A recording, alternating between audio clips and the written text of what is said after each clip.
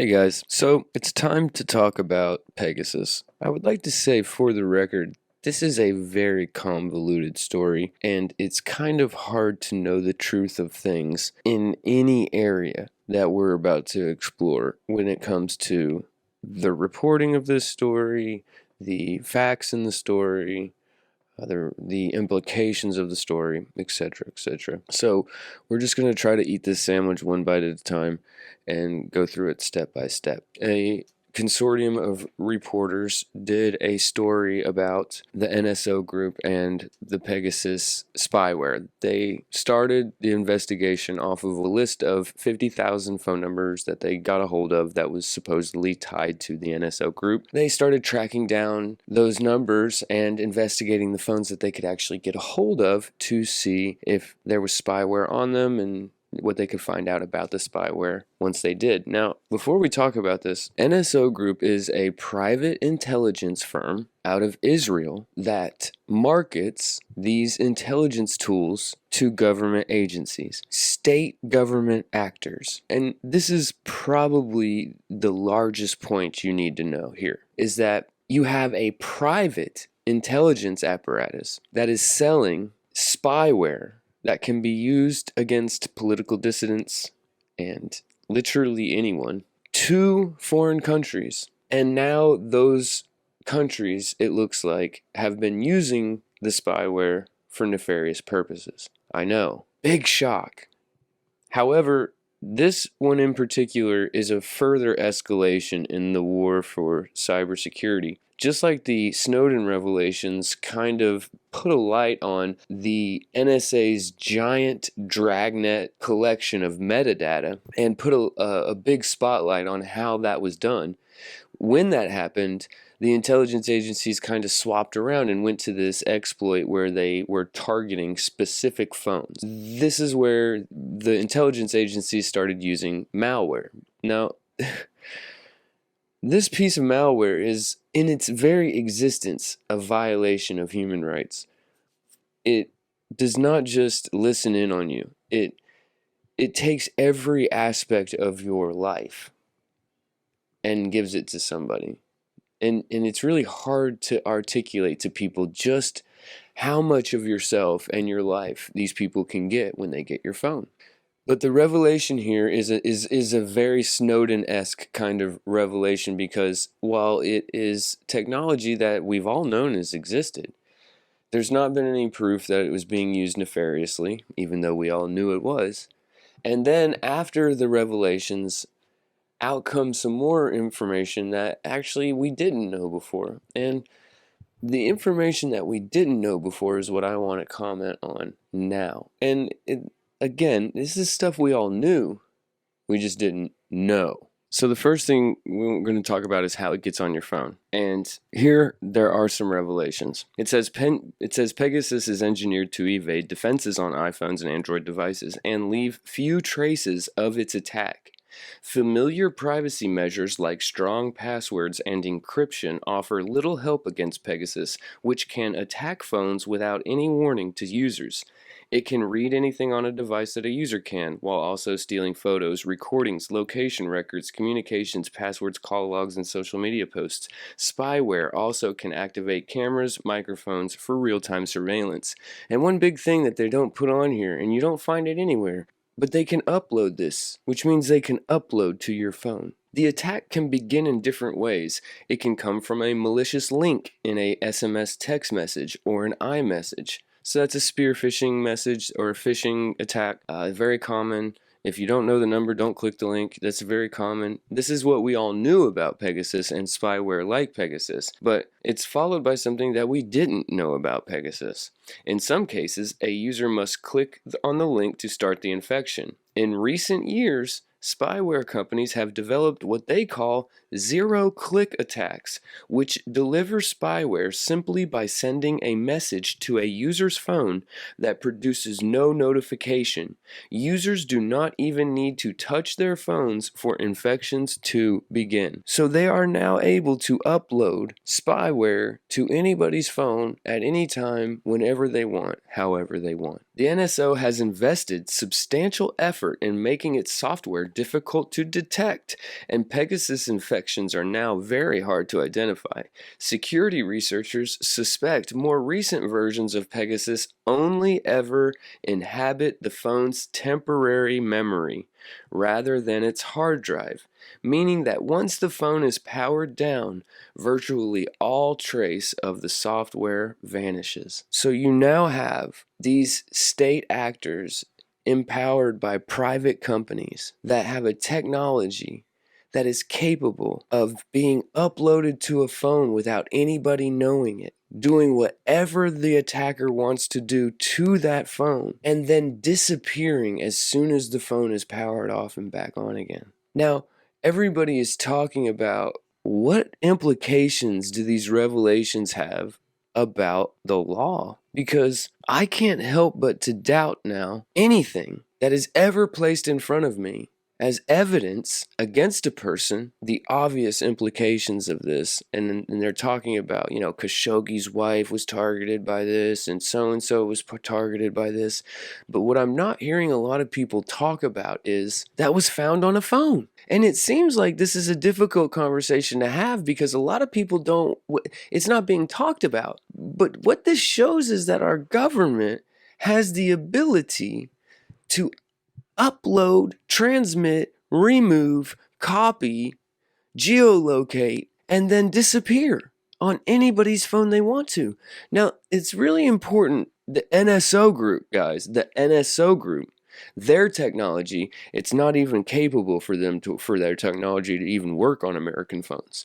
And to their credit, the consortium that did the Amnesty International group that did the forensic analysis of the phones, they didn't find any phones with American numbers. There were some American journalists, but they were using foreign numbers on foreign cell towers. And they said, and the NSO Group says their technology cannot be used on American phones. There's something that prevents it from being possible. Okay, right. But we're not going to ever extrapolate from that means the United States of America doesn't have that technology.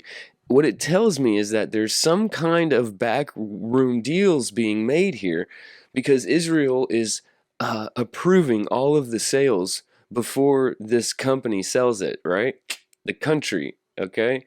And it's not being used to spy on Israel, and it's not being used to spy on the USA. So it kind of, when you see the list of other countries that it is being used to spy on, it's kind of like, okay, so I wonder who's responsible for this. It's a little bit ridiculous. Look, I'll show you. We also stand by our previous statements that our products sold to vetted foreign governments cannot be used to conduct cyber surveillance within the United States, and no customer has ever been granted technology that would enable them to access phones with U.S. numbers, the company said in its statement. It's technologically impossible and reaffirms the fact your source's claims have no merit.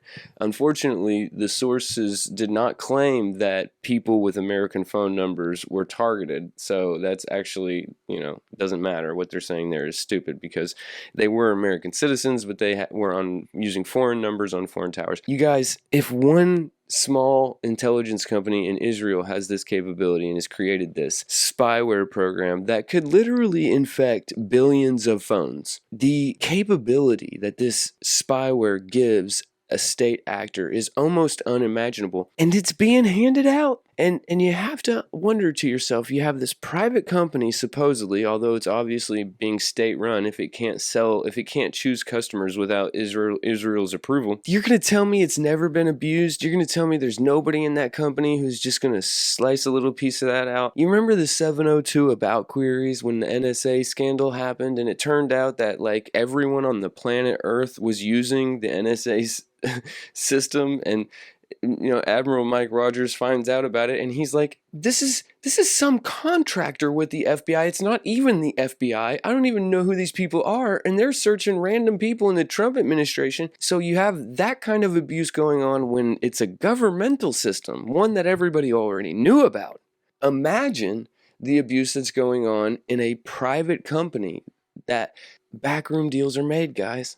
And it just, you have the countries that are being surveilled, like Saudi Arabia, Azerbaijan, Mexico. You can tell they're customers of this company, and they're also targets of the Five Eyes of the United States intelligence apparatus, the global Western elite's intelligence apparatus. They do a whole segment in this about how bad it was in Mexico over the past 5 years with this system. And a lot of the numbers that they found and a lot of infections that they confirmed did come out of Mexico. And they're wondering, why is there this huge cluster of numbers in Mexico that were infected? And of course, if you think about the past 10 years in Mexico, murders, political dissidents, reporters, if you're a journalist in Mexico reporting on the cartels, you're in a dangerous spot. And the problem seems to be that although the NSO Group says they only sell this to the state, in places like Mexico and others, it's leaking out into the private sector. People are using it that supposedly shouldn't be able to use it. And that is clear in the Mexico shenanigans, that it made it out of the government and people were using it that shouldn't have been using it. The PegaSUS system most likely doesn't work on the US cellular system, okay? If the NSO Group is saying that so loudly, then that's probably true. But there's tons of these companies. The NSO Group is not even the biggest intelligence company out in private intelligence company in Israel. More or less, these intelligence companies that are in other countries all throughout the world, and anybody can hire these places. It's probably going to take. I mean, I hate this, but it might be a global thing. There's going to have to be some kind of global regulation on this, where, I mean, to be real, like, nobody should have this power. Nobody should be able to have this power. It brings into question forensic computer evidence at every level in my mind. If people have the ability to do this to other people's devices, then how can we use computer forensic evidence? Oh, well, you'll see that they've been attacked and hacked. Actually, they just said that the most recent versions of PegaSUS only operate in the RAM, and that in every sign of the malware is gone when it powers down. This is terrifying stuff. It's like, good God Almighty. If we don't do anything to stop the sale of this technology, it's not just going to be 50,000 targets. It's going to be 50 million targets, and it's going to happen much more quickly than any of us expect. You know, we talk about Snowden every time I talk about him, but I'm starting to notice I talk about him a lot, which means he's over the target a lot, which is a little bit weird because I'm still wary of the guy. The sheep story to go to the NSA to release all their tools that they had so that they could no longer spy on the CIA is just too good of a story for me not to be wary of him. So no matter how many times he's right, I'm kind of side-eyeing him like the monkey from Family Guy, pointing at him. Anyways. He's right here. I mean, he's probably wrong in the fact that it's already 5 billion. It'll be 50 million faster than we realize. No, it's probably already 5 billion. Understand, this is the PegaSUS exploit that was created by the NSO Group in Israel. It's used by Bahrain and the UAE and Mexico and Saudi Arabia. Who isn't on that list? Oh, it's not used by Great Britain and America and Australia. Interesting. I wonder what they're using. If Azerbaijan and Bahrain and the UAE have PegaSUS, which can upload and download and observe and geolocate and then destroy all traces of itself, what the hell do the Five Eyes have? And the NSO Group's like, well, look, this is proof. We don't operate in America. And what? Americans are like, oh, we're safe? I don't know. Am I the only one that's going, yeah, if they have that, what the hell do we have? It's pretty scary, guys. I'm not going to lie. It's pretty scary, especially in a world where people with the wrong political views who are speaking out are already being singled out. It's scary times, guys. It's scary times. In 2019, WhatsApp revealed that NSO's software had been used to send malware to more than 1,400 phones by exploiting a zero-day vulnerability. Simply by placing a WhatsApp call to a target device, malicious PegaSUS code could be installed on the phone, even if the target never answered the phone. More recently, the NSO has begun exploiting vulnerabilities in Apple's iMessage software, giving it backdoor access to hundreds of millions of iPhones. Apple says it is continually updating its software to prevent such attacks. Apple cannot prevent such attacks. The way that this company works, end-to-end encryption is not going to solve your problem. The reality is that there is no solve right now. And when it comes to these exploits, I'll go ahead and give you guys like a little tidbit. Like here it says that they've been started working with Apple's iMessage, and it mentions WhatsApp. These companies that are looking for exploits, they're going to start looking for exploits in the big companies, right? Because if they find a backdoor into iMessage, they've got access to blah, blah, blah many phones. If they get access into WhatsApp, they've got access to blah, blah, blah many phones. So, not for nothing, but if you wanted encrypted communication, you might want to target a smaller company that not many people have heard of, that it wouldn't financially benefit a company to create and put man hours into finding an exploit for that particular software. Just saying. There's nothing that is safe anymore online. If you think that you are hidden and safe because you're using a VPN, then I don't know what to say other than you're not. You're just not. Here's the deal where the technology is with me, in my opinion. Here we go. They have everything, always. But they don't have anything right now that can sift through it in real time and make it matter. Now, after something happens, they can go back and look at everything related to that, and they know everything. But they don't have any way to use all this data they're collecting in mass to be predictive yet. They're working on it. Anyways, guys, that's the little bit I wanted to talk about the PegaSUS Group. I feel like the important part of this story is really about 4 points that people should really take away from this. And that is, it can upload and download.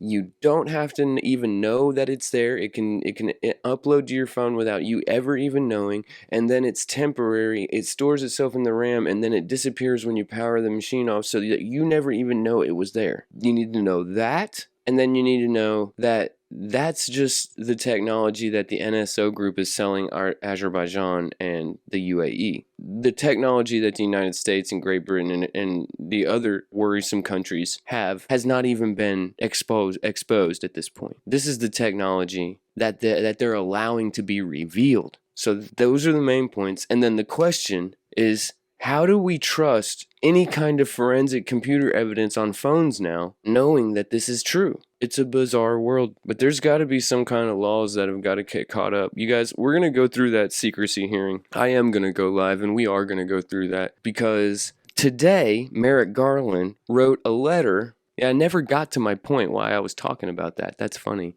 I might have to actually cut this and then, like, I don't know. What I was trying to say back then, before I digressed horribly, was that they were all saying that this is a violation of not just the First Amendment rights of reporters, but it's the violation of the Fourth Amendment rights of everyone for the feds to be able to do this. And so they were like, we really need to write into law a way to fix this, because this applies to everyone. No. And then what did they do?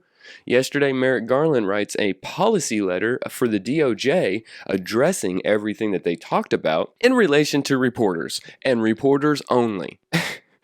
So, of course, the reporters hear this story before it hit the presses, right? So then they're freaking out. They go to the House. They write the stories about the DOJ trying to get their information. They get this hearing going. They're like, we need special protection. We need special protection.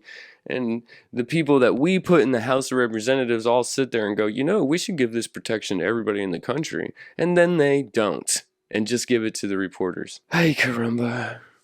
And in the meantime, the story that freaked out all the reporters comes out, and it turns out, well, the NSO Group has a piece of software that can hack everybody on the planet's phone, and they're not even like top 25 intelligence firms. Like, what the hell do they actually have? That's pretty jacked up, if you ask me. In the meantime, I used to tell people don't click on anything that you don't know, but at this point, I can't tell you don't allow a text message to come to your phone or a non contact exploit to happen. So I guess I'll just say good luck.